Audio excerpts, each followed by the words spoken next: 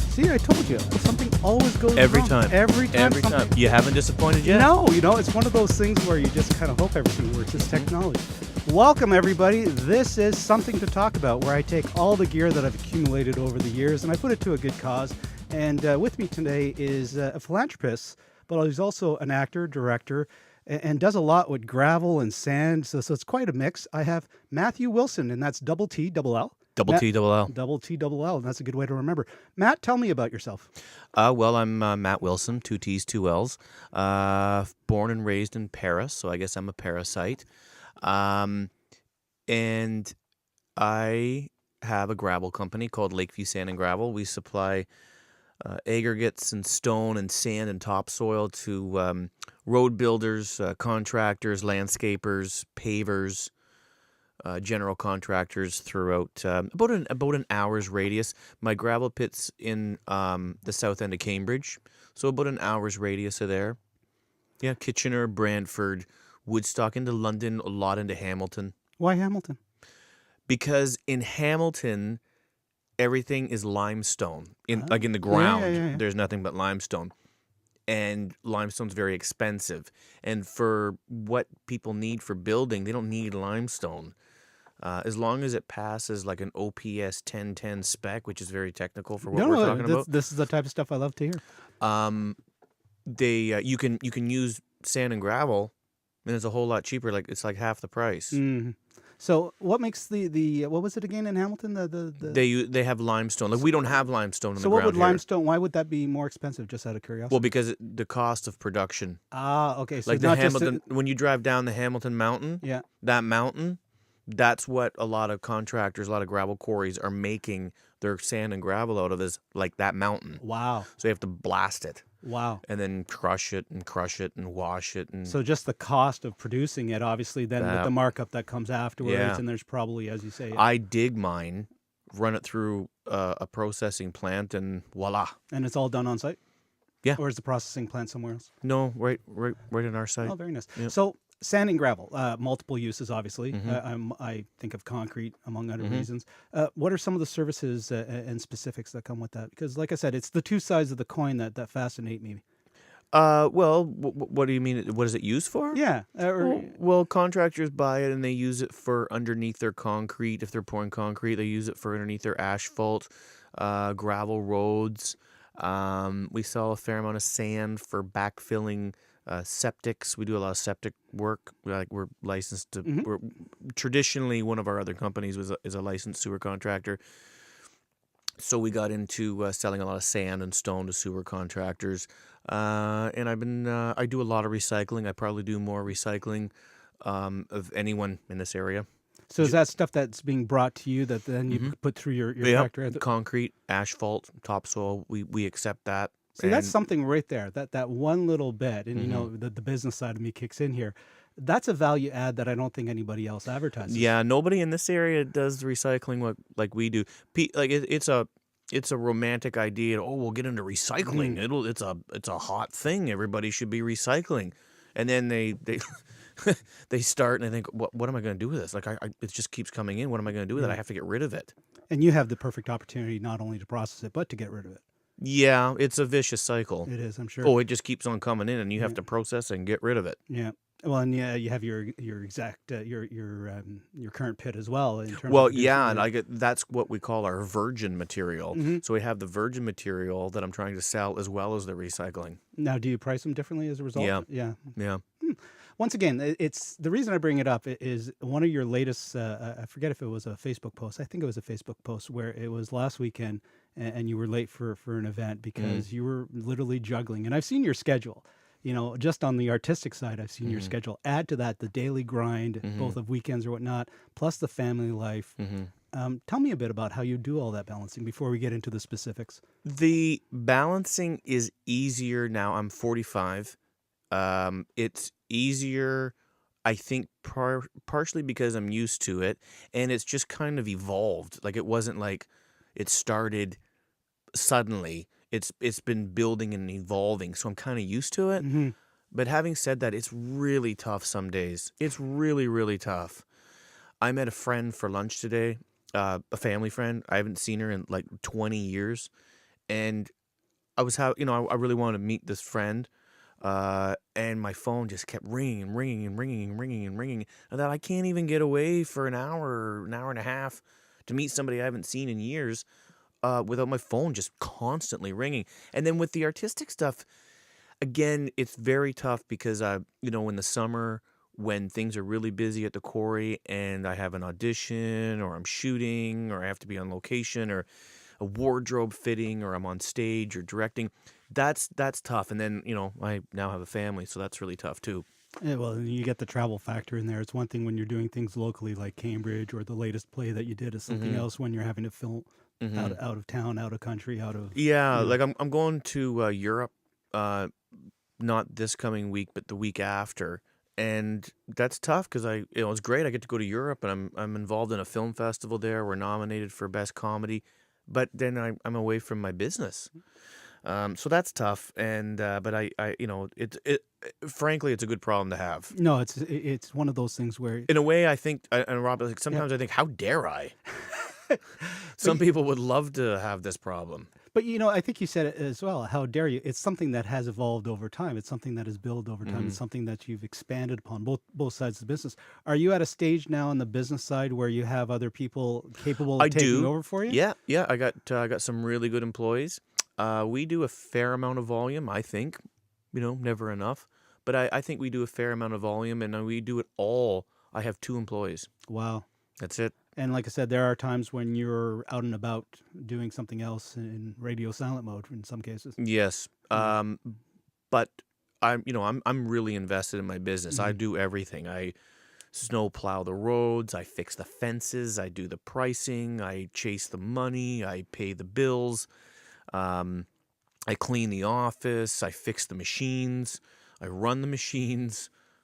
Nobody else does that. But is that? I'm suspecting here that may play into the fact that this is a family business. So you were probably brought through all of those ranks. Yeah, I'm 3rd generation, so it is kind of ingrained in me. I would love to. I am kind of at a crossroads because again, I'm 45, and I think I just physically cannot keep doing this until I'm 70 or whatever. I'm gonna have to make a change because frankly, as much as I guess, I don't know whether I like I've always said, I don't care who I say it in front of. I don't know if I like this business. It's just the only thing we've ever done. So I guess I like it. It's afforded my family to do things, and I like that. But if my family started making horseshoes, maybe I'd be in the horseshoe business. I've come across a lot of family-run businesses, whether or not it's cabinet makery, woodwork, and the list goes on where it's a generational. And I've heard it numerous times. It's not a business that I would want my kids to take over, and it's a dilemma. You're as you say, you're doing it, you love it to a certain degree, but if you had been brought up, as you say, a shoemaker, I guess I'd be making shoes. Yeah, we are a product in many ways. And that's partially why I really like the arts, because it's really mine. Yeah. That's everything that I've done, if I've done anything, is because of me. But I like to think that I've done some things with the business as well. But to get back to your question about, the sustainability, how long I can keep doing this, I don't know. I probably should stand back and let somebody else do some of the things, and I should be going out to build the business in other the old adage, are you working in the business or are you working on the business? Yeah. Right now you're spending a lot of time working in the business, and as a commerce major and someone that knows a little bit about business, things are scalable in some cases and not scalable in others. And a lot of it, especially in the family-run businesses, that giving up of control to someone outside of your family is hard because for the last 3 generations, in your case, it's not something that necessarily is. And we're a seasonal. Well, we're traditionally a seasonal business. Right now, we're doing really well. We're selling a lot of salt and salt sand. But we have these. Historically, we've had these great big peaks and really low valleys. Yeah. If I could just get some normality there, I'd say, okay, yeah, I can. It makes sense to bring somebody else on. And then other days, I think, what am I going to have the guys do today? Yeah. It's you mentioned, like I said, when you look at the seasonal aspect, a lot of people then look at what are the secondary businesses for, let's say, the winter, snow plowing as an example or whatnot. But at the end of the day, it's, as you say, it's your business. You are there.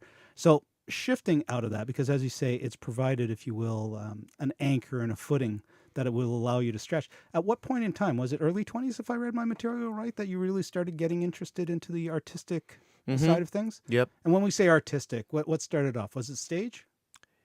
Yeah. Looking back on it, I grew up in a small town, and I went to the Paris District High School, PDHS. Please don't hurt the stoners. And there was no arts program, and I didn't even know I was really interested in the arts. And I was really bad. I was a horrible student. I didn't like school, and but even if I wanted to like it, I just couldn't. I didn't have the capacity.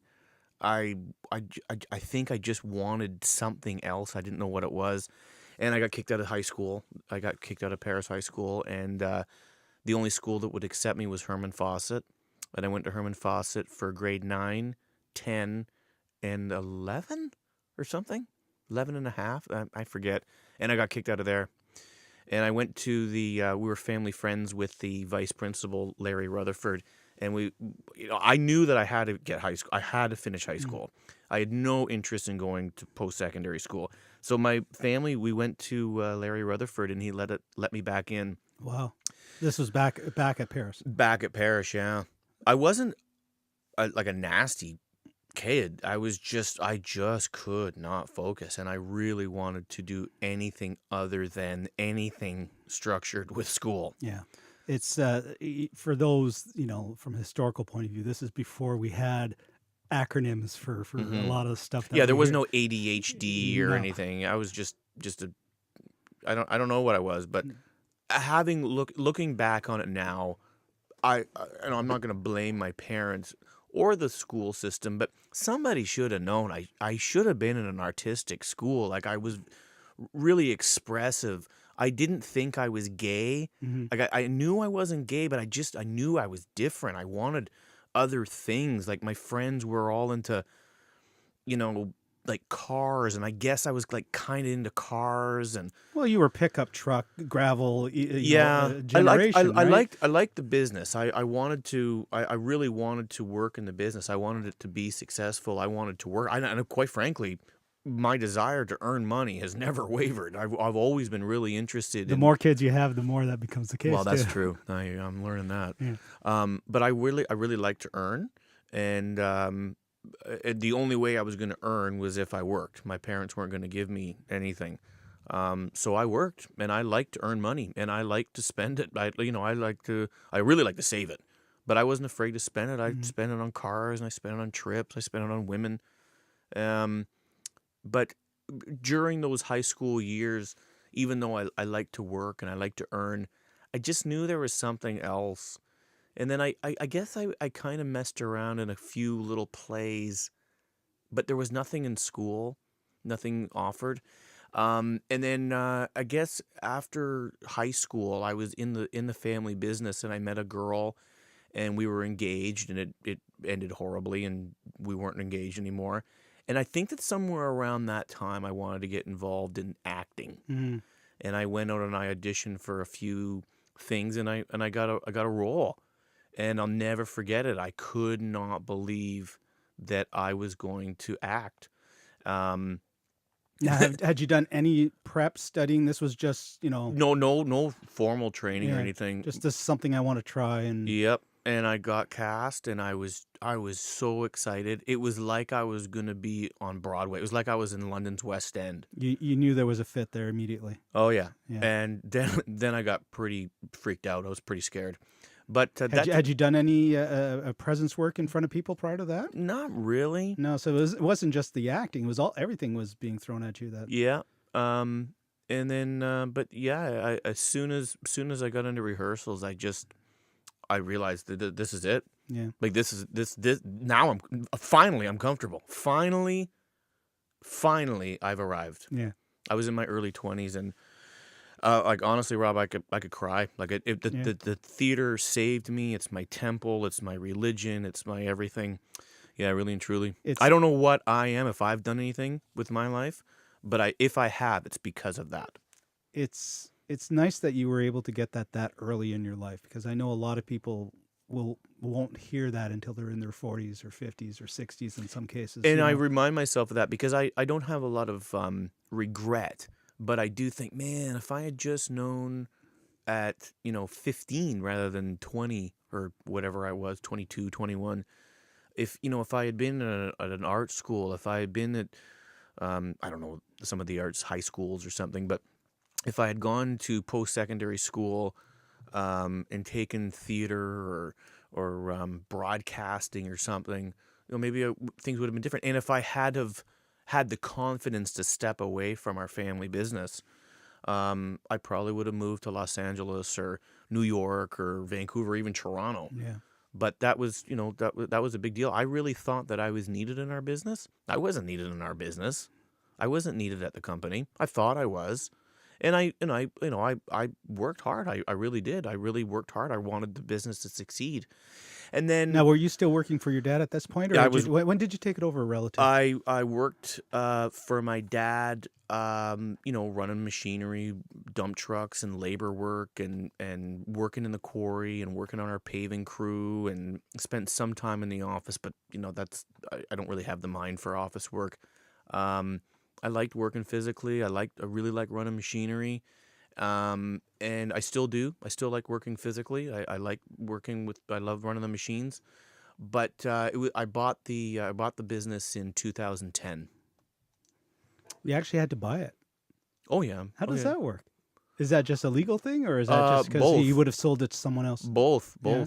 Yeah. Because I'm always intrigued about that. There's that time where it no longer becomes a family asset versus a family inheritance, for lack of anybody who really knows me well, and people may think they do, but I'm telling you, the people that really know me well know that anything that I have is because I worked for it. Yeah, I earned it.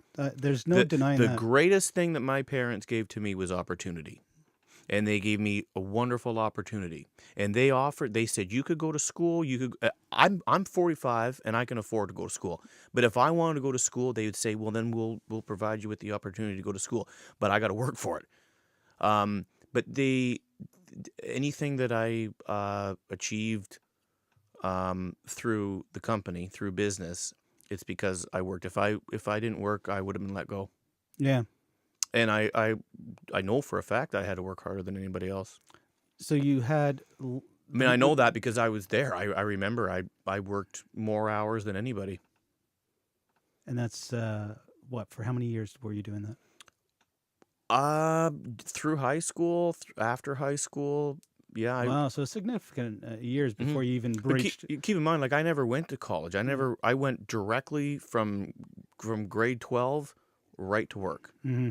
And but I liked it. Listen, it wasn't a punishment. No. I wanted to earn. When you left school because you were struggling in school, did you find working easier than schooling? Hell yeah. Yeah. Yes. I find that's quite often the case because in some cases it's hands-on in many cases. I remember vividly finally being done school. I'll never have to come back here again. I never have to go to school again. I hated school. Yeah.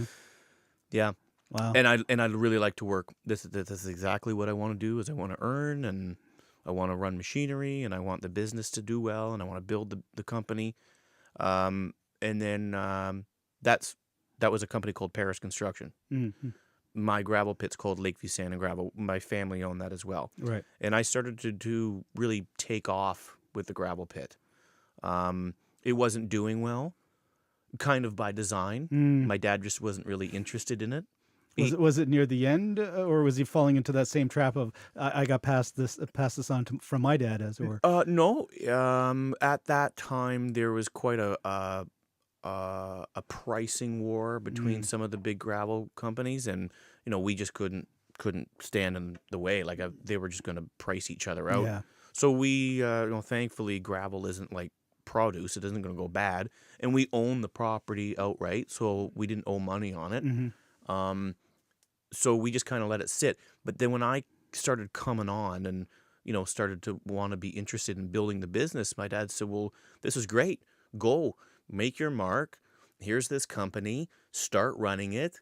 You want to sell gravel? Sell gravel. So I did. And then it started doing well. And then I started to say, well, maybe I could buy it. Mm-hmm. And then in 2010, that's when I bought it. And did your dad retire at that point? No, no, no, no, no, no. He kept working for you at that point? No, No? we have probably 18 companies. Really? Yeah. Well, out of curiosity, I know one of them is obviously a production company for your. Well, I have 2, Okay. but he has quite a few. Wow, that's spectacular to hear. Mm-hmm. I love hearing businesses that expand, because at the end of the day, that's the true entrepreneur, when you're able to get that many Mm-hmm. and successfully juggle them. If you know. Yeah, what I'm getting. my mother really said, why do we have to keep moving earth? Like, we were earth movers back in my grandfather's day. That's all we did was build roads and move dirt. We were earth movers.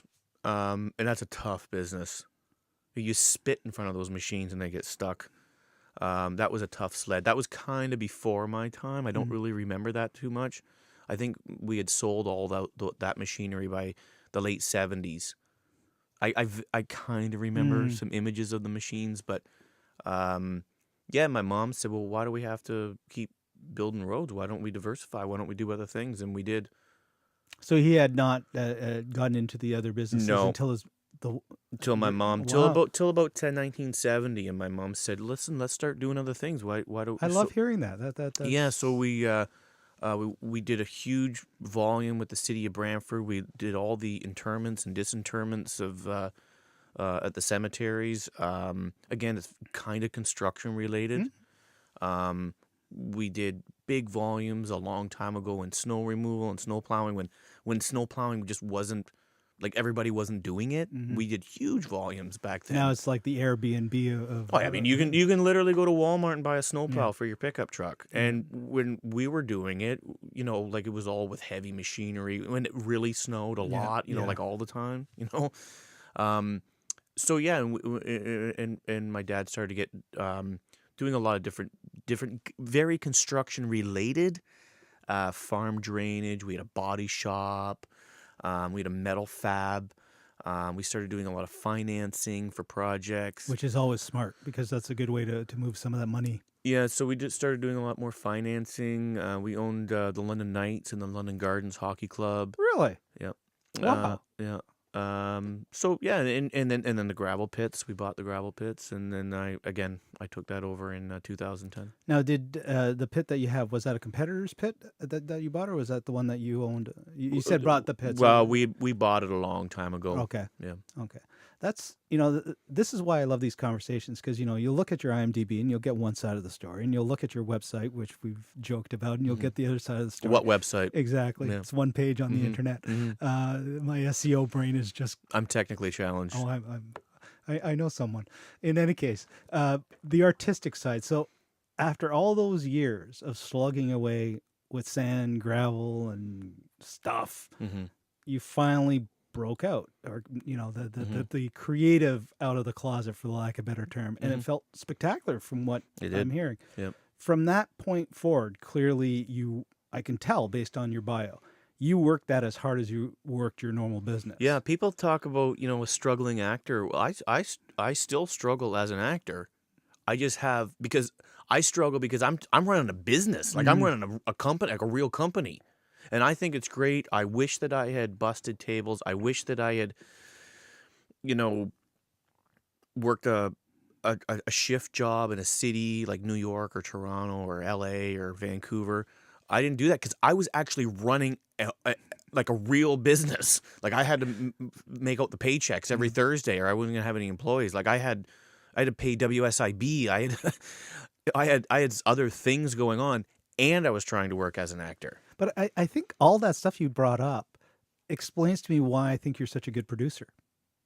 Okay, because it's all of those things. I'm sorry to those actors that did the tables and whatnot that became producers, because I don't want this to be an insult, but I think those ones understood the interacting with people and all that because of their job, but they were so far removed from all the logistical nature of what makes something successful. Yeah. And when you're in the film industry or the TV industry or the stage industry, it's not a readily profit-ready venture in many cases. So you need to have that side. Yeah. Am I overextending my no, thought well, on this? Or I know that when I started the production company, it was kind of because I wanted to start doing other things. I was more ambitious. I knew there was something else I wanted to do.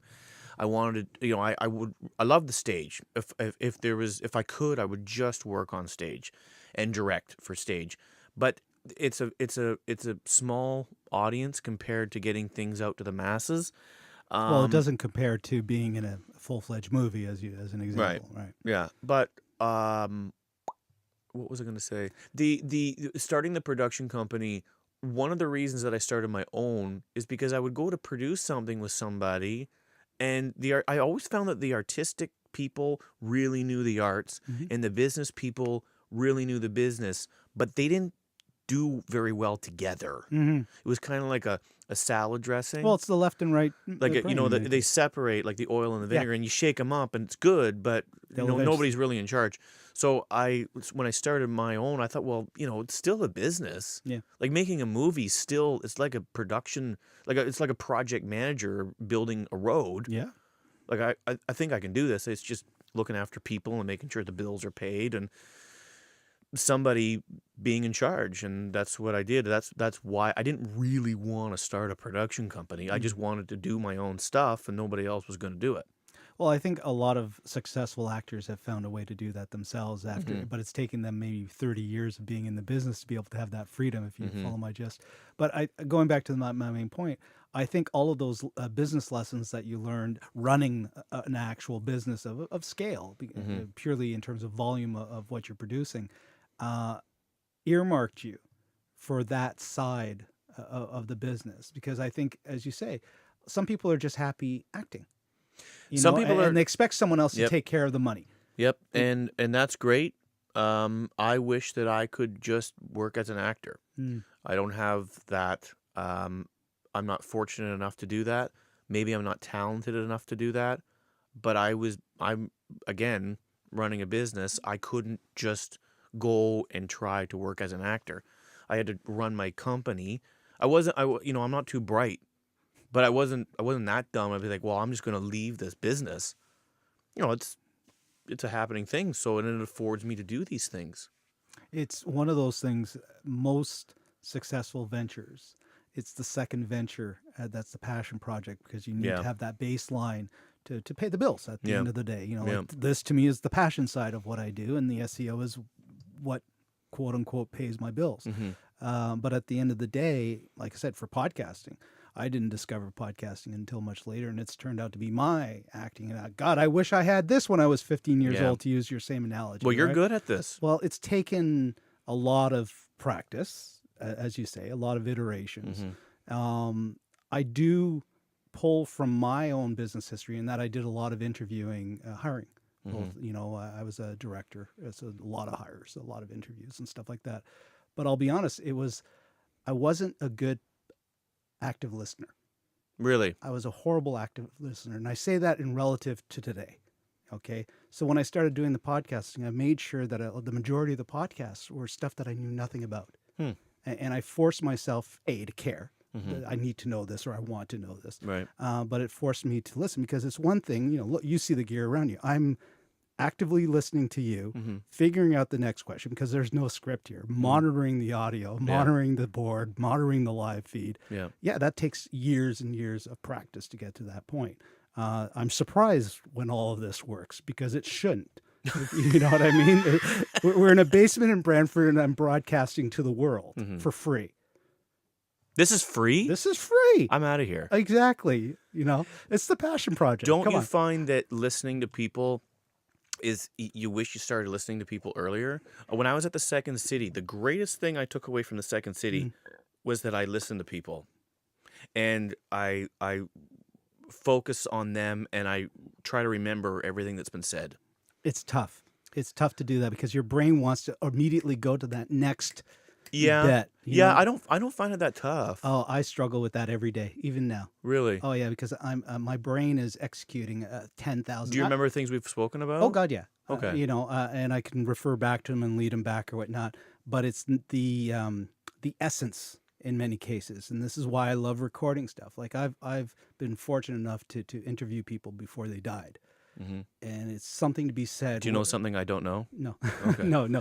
It's not like the Sharpie. If it's this particular Sharpie, you will die. That's a side joke.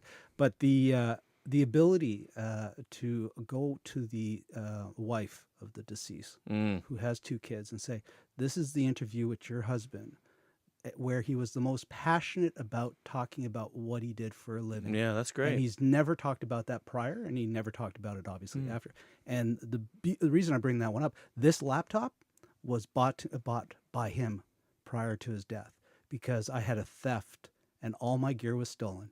I'm in Ottawa. I'm crying. I'm drunk, hungover, crying. The cycle, it's my sister's wedding. The list goes on. And I get this call from Matt here in Brantford saying, I'm walking out the door right now. What laptop do you need? It's going to be here when you get back to town. Continue podcasting. And he died 6 months later. He died 6 months later. He died 6 months later. So every single podcast since then has been on this laptop. So I kid you not when I say it's free. Not only am I using to a degree of free gear or donated gear, but yeah, it was one of those things where... That's quite a story. Well, another example, Sid Bolton, who died recently, you know the name. Yep. I interviewed him 4 times on various different topics. I have more stuff to go back, and I remember the day he died. I listened to those interviews for a bit, and it was painful, but I was like, I get to do this. I get to hear his voice. And I think the ability to, going back to the main point of this, the ability to maybe not remember all the details in real time, but know that it's been captured. That historian aspect, if you will, is fascinating to me, and it's kind of one of the reasons I do this. But back to the acting. I'd rather listen to you. Go ahead. No. How much water do you drink a day? I drink a lot of water. Good. Why is that? I just wondered. I am constantly hydrating myself to a point where I'm constantly humid, to be perfectly honest. I heard a story recently of a lady who drinks like half a glass of water a day. She's sand, isn't she? Sand. Oh, yeah. Sand. But here's the thing. Elva has done 2 of these live to airs. We're sitting right here on camera at Really? 92, sitting exactly where you're in right now with that same mic with the webcam. She did a live Q&A on Facebook to all of Karen's friends, and they actually asked That questions. is so cool. 92 years old doing a live to air, and she knocked it out of the park. Oh, that is so cool. I'm not surprised. No, and Elva, obviously. Yeah. But yeah, she needs to... The one thing we've learned is if you don't hydrate yourself, your brain goes to mush. We can tell the difference after a glass of water in terms of her sharpness. Is that right? Yeah, and she hasn't drunk all day. So hydrate. Are you enough hydrated? Let's talk a bit about the stage work, because I do want to talk about the TV and the movie and the directing and whatnot, but stage is your passion, and you've more recently have done one. So it's not something we're going to be promoting because it's already happened, but maybe give me some lesson learned from your latest stage work and tell people about it, obviously. Well, I work a lot as a stage actor, not nearly enough, and I started directing a few years ago. I've had some really, really great directors. I've had some really bad directors. And some bad directors, I've thought, well, I could do that. I mean, I could do that. And then I don't really remember how it came up. I think that the Paris performers, I think that, well, that was the first show I directed was for them. And I guess that they asked. I forget. Yeah. But as soon as I started directing, I really fell in love with it. Completely the same, but very different than acting. It's very artistic, but I did not assume that the pressure would be as high as it is. And the more I direct, and I've started to get some success, I'm always having to raise that, like that bar is automatically raised, the artistic bar. I kind of have to follow it up, and I start feeling like a musical artist. You have a really successful album, and now that's great, but now you got to match it. Yeah, you got to be better. Outpace it. Yeah. Oh yeah. So I find that intriguing and challenging and exciting and enthralling. But I the more I direct, the more I really, really like to direct. I think right now I'm 45. I just did a thing with Equity Showcase Theatre through Theatre Ontario. I was asked to go in and speak to these graduates that are about to go off and set the world on fire and on stage and screen, and with 100% success rate. With every one of them, every single one. But I said, I'm 45, and honestly, I'm more excited now. I want to act more now than what I did when I was 25. And is that because of the directing or just because of the age? I don't know, but normally it kind of tapers off, it weans Mm. off, people kind of lose interest and just life takes over. No, I want to act more and more. Wow. And now I want to direct more and more. So it's like, oh, great. I thought I had a problem And with you're going to obsession. produce them as well. Yeah, now I thought I had an obsession before, and now I have this new thing. I got to direct everything. But I really like the directing a lot. I like the pressure. I love the actors. I've been an actor for a long time, so I feel like I can relate. It's like the hockey coach. Quite often the hockey coaches that do the best weren't great hockey players. Mm-hmm. And I think that I can, I've spent a lot of time in crummy little theaters. And I know what it's like for that working actor. I know what it's like trying to, make a mark and be intimidated and nervous and opening night and rehearsals and coming in prepared. I also think that it's made me a better actor. Not a more talented actor, but it certainly made me a better actor. So when I go in to do something now on stage or go in for an audition, I'm much more prepared. I see these actors come in to essentially get a job. And it is a job interview. Yeah, and they're unprepared. And I think I think I've probably done that. I think I've come in unprepared. I never want to do that anymore. Yeah, I'm sure there has been the unprepared, hungover stories at some point. Yeah, oh my exactly. God. It's known. Mm-hmm. But as you say, that there's a certain maturity Mm-hmm. that comes with doing it for a period of time. Mm-hmm. I think you're also at a stage, if I'm hearing this turning into the psychological part of the conversation, you're at that shift between your gravel business and the desire of where do I could take that one, and your obvious desire to take this one to the next level. Yeah, the gravel, again, I can't really get out of it. Mhm. I never want to take my foot off the accelerator, because the second you do that, everybody else passes Yeah, you. but there's something to be said about having a co-driver. Yeah, but as far as the artistic, I never really know which direction I should be going in. I never know whether I should be producing more or financing more, or trying to direct the stage or try to work more as an actor. So I honestly, I wrestle with that all the time. I never really know. Should I just be focused on one thing? Well, what do you get? Once again, the psychological part of the conversation. Do you get satisfaction from all levels? And if the answer is yes, then you're doing what you want to do. I don't get as much satisfaction financing anymore. I find that I'm starting to be taken advantage of, or people are trying to take advantage more and more. You give and them more. an inch, they'll want the whole ruler. Yeah. But there's nothing stopping you financing, obviously, your own work, which is what producing. Yeah, but again, right now, like I meet with people all the time, and I just don't really know. Like, TV is such a thing. I mean, it's the Wild West. Nobody really knows what's happening. 10 years ago, before Netflix, before all these great shows came on, we all grew up with the same sitcoms. Oh God, yeah. So if you're going to do at TV the same time, yeah, every night. Yeah. So if you were going to do TV, at least there was a formula. Yeah. Now there really isn't any formula, and I don't know whether I should be trying to embrace that. I just feel like, if I had the haystack, if I knew I was to look for a needle, I would look for the needle. But if it's like a haystack. You don't even know what you're looking for. TV's really, really, really diverse right now. Well, it's also 900 channels of whatever. So there's a niche for everybody. And I joke about this when I talk about the Toronto market. You can have an idea and you'll have a business in Toronto because there's just traffic. Yeah. And you'll find a niche large enough to foot the bill in some cases, and then the rent will mess that up. But the traffic's there. The same applies when you think to all these other things. It's tough to make it work. And as you say, the financing is the closest reality because it's a true black and white. You know what I mean? Am I going to make a return on this investment? Am I not going to make a return on this investment? Yeah. You're not giving away money for anything. The directing, if I'm hearing this correctly, there's something to be said about the actor-director. You hear it a lot. And I'm not from that group of people, but you hear it a lot.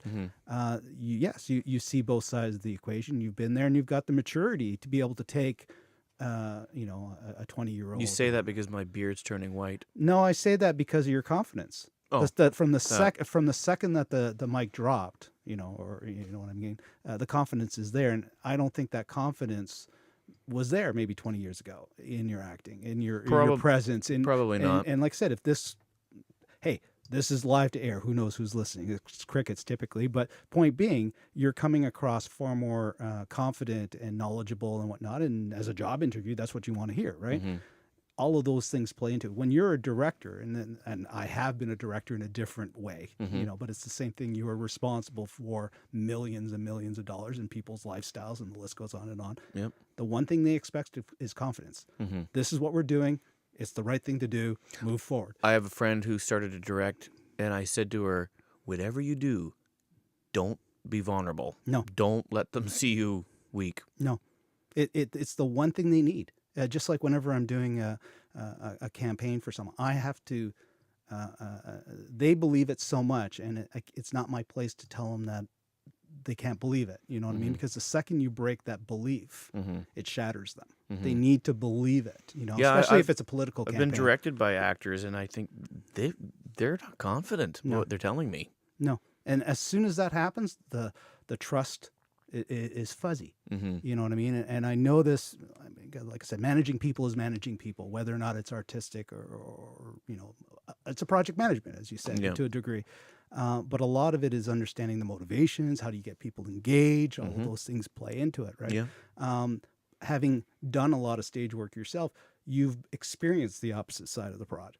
You know what I mean? Yeah. So walk me through, if you will. You got stage, you got TV and movies. You've done them all. Is there a preference? You said stage, obviously. But, I like the theater the most. and is that just because you can see the audience? Is there that instant gratification, instant feedback? I think that I like to work as an actor. So when you get to be on stage, you're doing the same thing every night. You're literally a working actor. Like you go to the theater every night and you do that. And working in film and TV, unless you have a recurring role on TV, you're not working all the time on something. So I In love some that. cases, you're on standby until... Yeah, the thing I don't know why I like the theater. I don't think it's any better or any worse. I don't think the material is any better or worse. I like the camaraderie. I just like, again, it's like my church. It's like my religion. I get it. I feel welcome. I'm totally at ease. I walk onto a set and all of a sudden like, oh, I don't know anybody here, and where am I supposed to go? And should I get my makeup done first, or my wardrobe, or where's craft services? I just want to get a cup of coffee. I got to learn my lines. Who am I working with? Who's the director? Should I approach the director? Should the director approach me? In the theater, I don't know. I just kind of get it. I just feel really relaxed. So I like the theater because of that. I like the rehearsing. I like the pacing of it. I like the demand. I do think that an actor learns much more discipline having worked on stage a fair amount. And I don't mean like, someone who spends time on a career in TV and film, like, oh yeah, I'll do a play. No, you got to work in the theater. You got to spend time doing summer stock and doing crummy shows and having obnoxious audience members, like all that stuff, man, you carry around in your toolbox. When you were going through, in the back of my mind, I had the stand-up comedian and their process and whatnot, and it reminded me of the when Seinfeld left Seinfeld and he decided that he would go back and do stand-up, and he brought in a guy and he documented him from the second. I can't believe there's actually a fruit fly in the house. I know, there's bananas upstairs. That's why they can sense bananas from miles away. Fruit fly. Fruit fly can. Yeah, I know. I learned that this year. Wow, I know. It's so early in the year too. And it's exactly. I'm shocked, but I think that's what it was. In any case, the joys of live to air. You get to hear about fruit flies in the brand on my forehead. On your forehead. But what were we talking? Oh yeah, the Seinfeld. It walked him through the first time he did his new bit to when he was actually then going and showcasing again to a large audience. And even someone of his capabilities was still going through that grind and the to rebuild himself. And it was nice to see, because here's a guy that after millions and millions and millions could have just disappeared. Yeah. And he re-put himself, but more importantly, it paralleled other people in the story as well, and you could see just the stuff that you need to interact with. If you are sheltered, he's so smart. He is so smart. he is the fact that he's been able to do what he does, and I've been fortunate to meet him once. Oh, wow. And I've been even more fortunate is that I met him at a Porsche Rennsport reunion in Florida, and he was there with his Porsches on display as part of the same contest as everybody else, and was walking around in sweats with a camcorder, videotaping Porsches, loving his world. Yeah, he takes a lot of pride in just being a person. He is. Yeah. And it's funny, the second that he said something, it was like, there's the voice.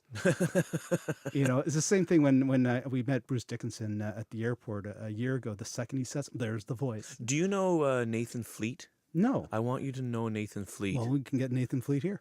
Well, you should. I can. Anybody you want in is in. Yeah, he's a really, really neat guy.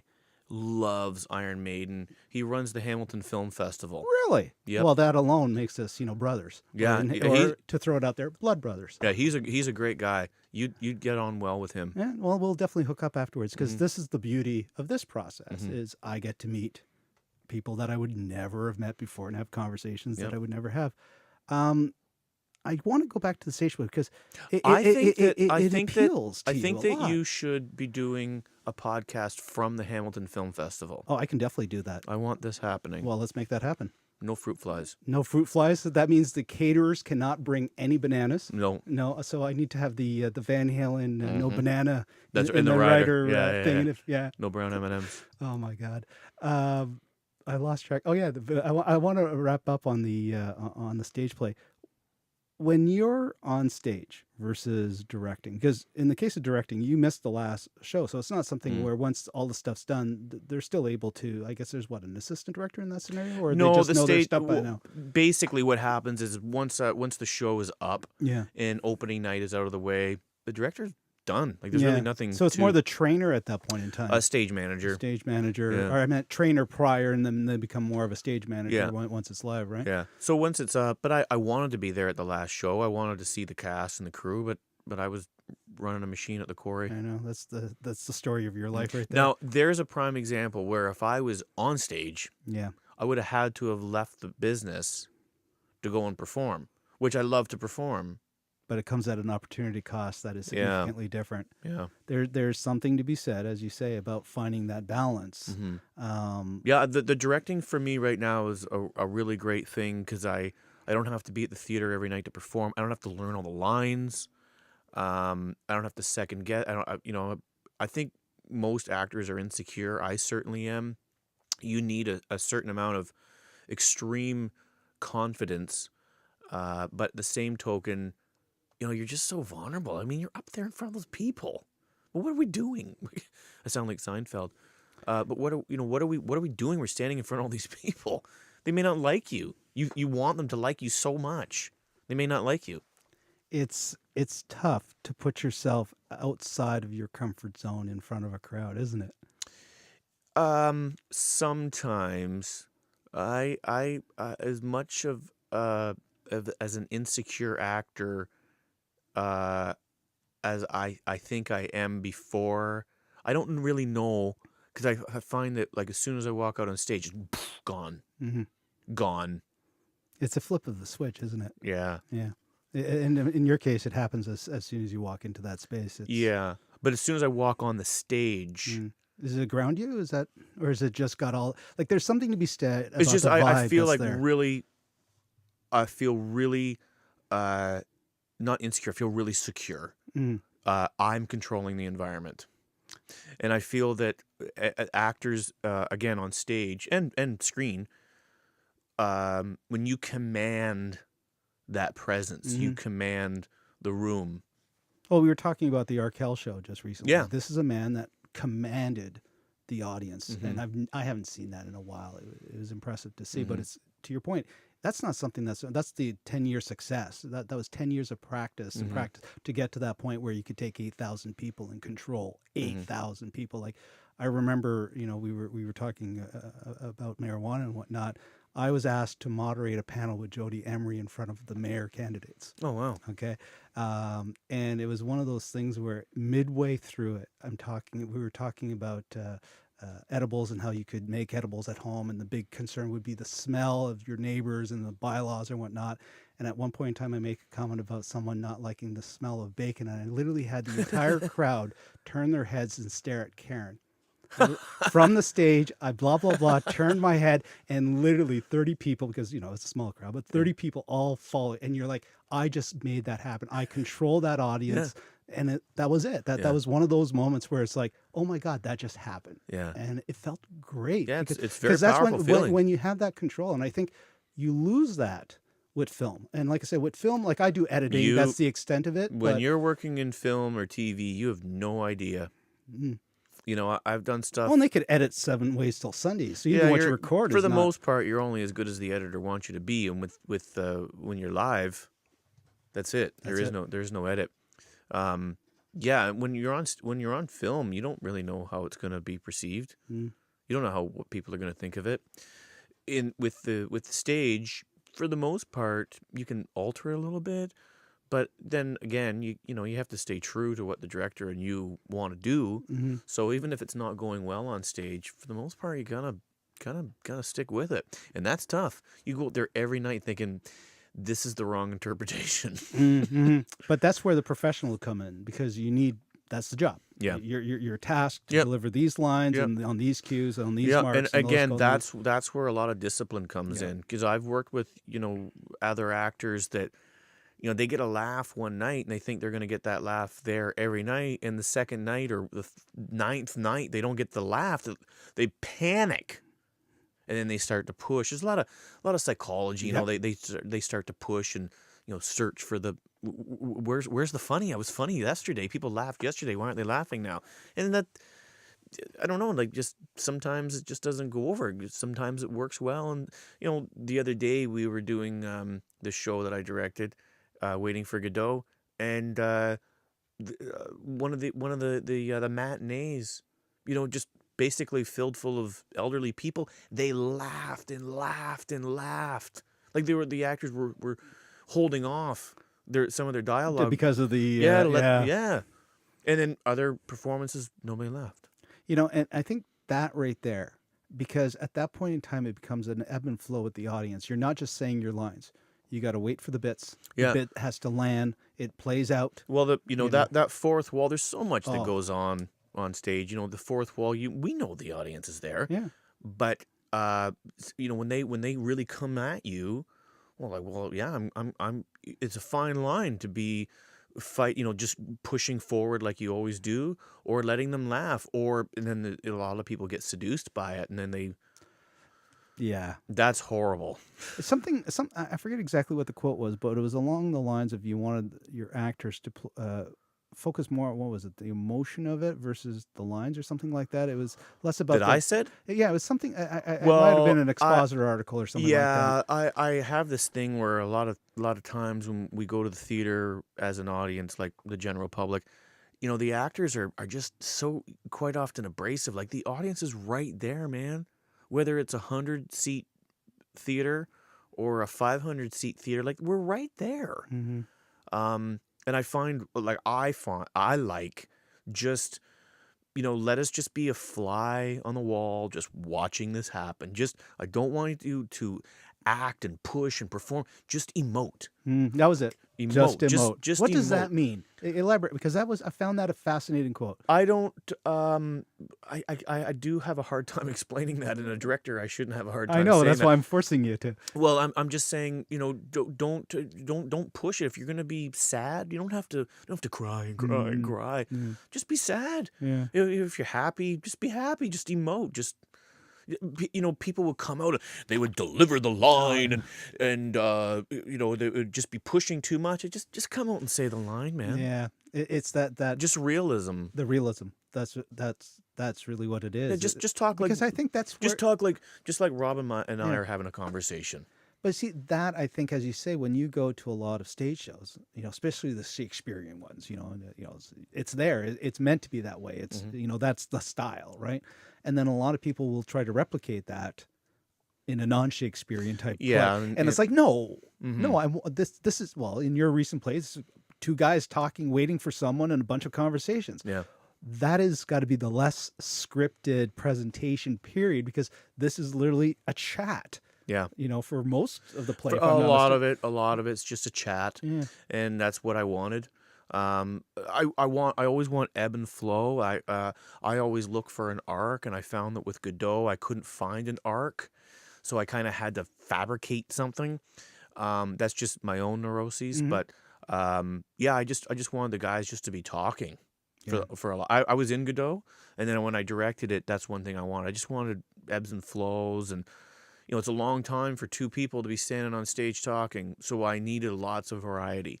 I Mhm. needed to be fast, I needed to be slow, I needed to be funny, I needed to be sad. And then that's when you start to, say, well, I think we can massage this little scene, because it's all basically one scene. Mm. We'll take these little chunks and we'll start to move them around, and we'll be a little softer in some of these spots, and then later on we'll really get really ramped up, and we'll be really frantic and loud. And Well, you want that variety. Anybody that's sitting through a presentation for more than 20 minutes of melancholy, droneness, and the bullet point of today is da da da da. Half of those presentations just need a bit of ebb and flow, variety or whatnot, because your otherwise, brain goes flatline. yeah, because Rob, and you it's stop just listening. after a while, it's just white noise. Yeah. When we did 12 Angry Men, I directed 12 Angry Men, and the first thing that everybody wants to do is just be angry. I mean, it's right in the title. Well, it's perfect. We're just going to yell. Everybody's just going to yell. And I said, no.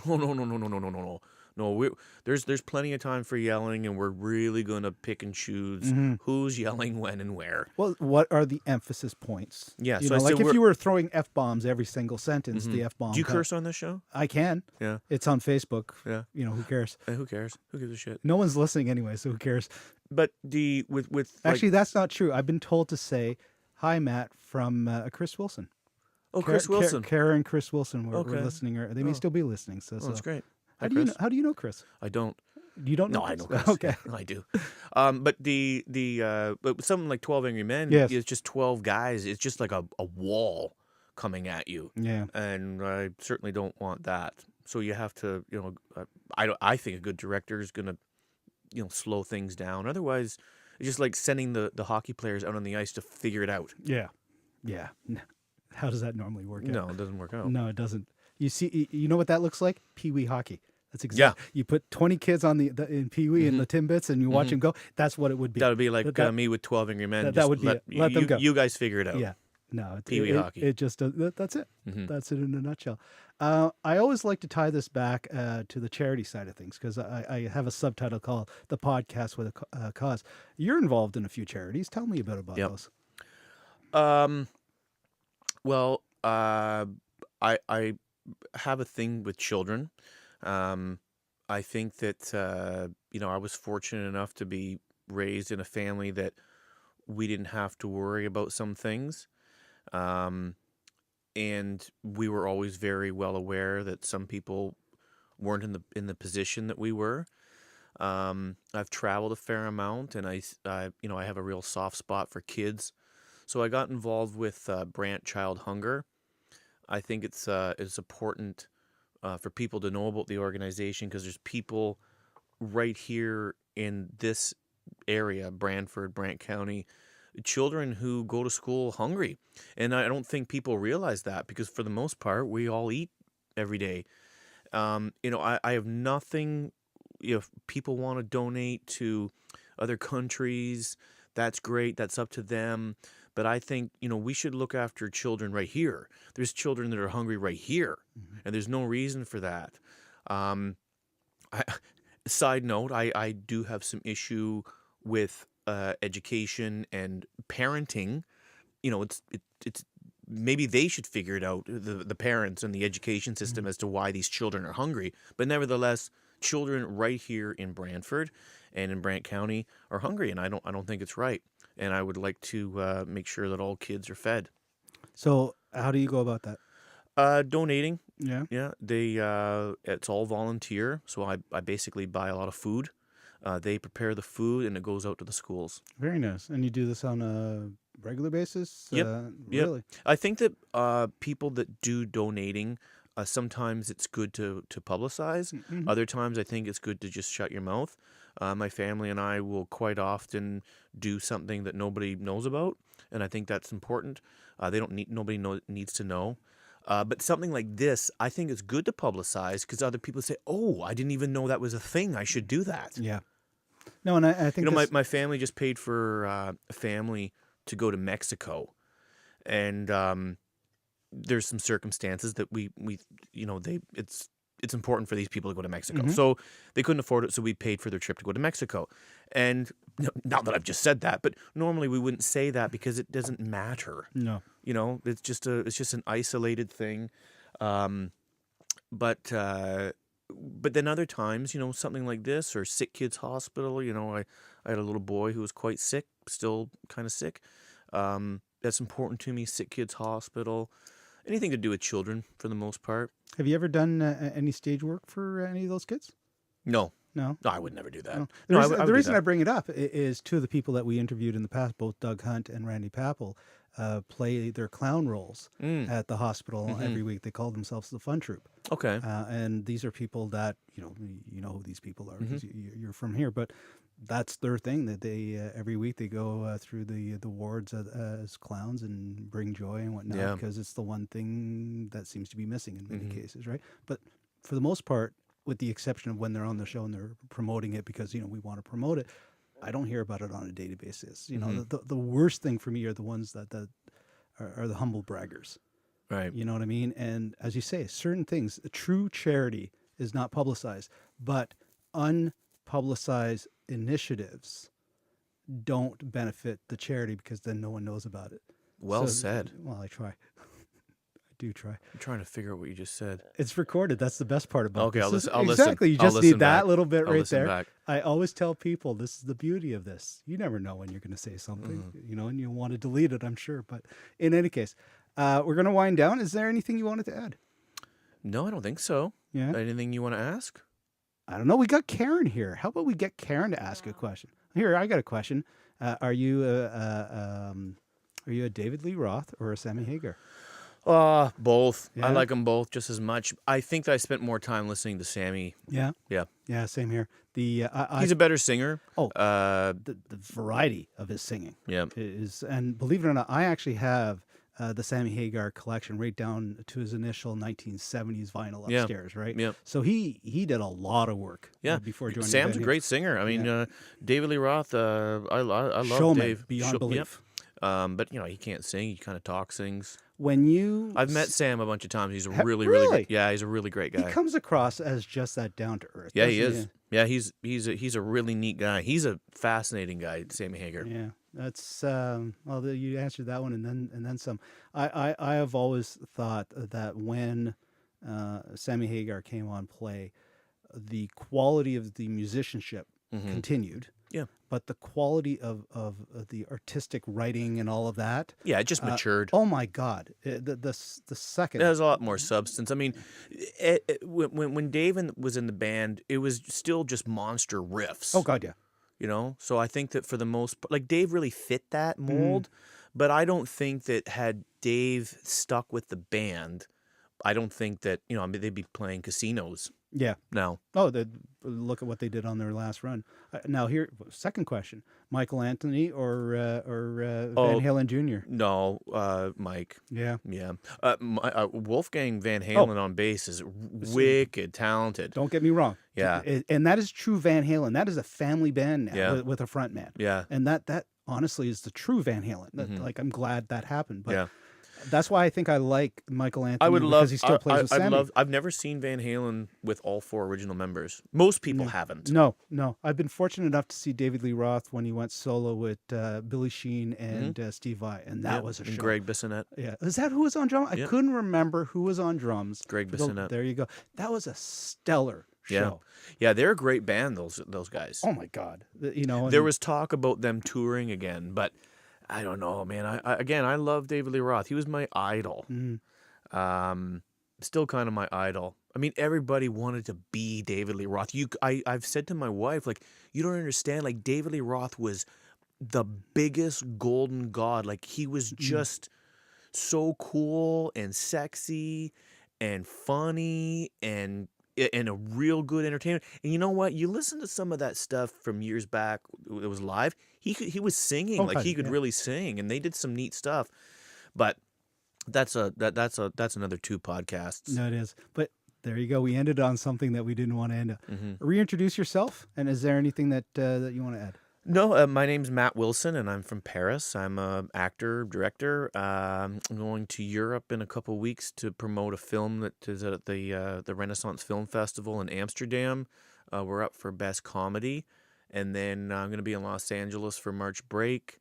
I just did some financing and performing in a Donald Sutherland film, which will be out soon, called American Hangman. Just did some stuff on Murdoch. Lots of stage. I don't know what I'm going to do next directing. I'm kind of directed outright.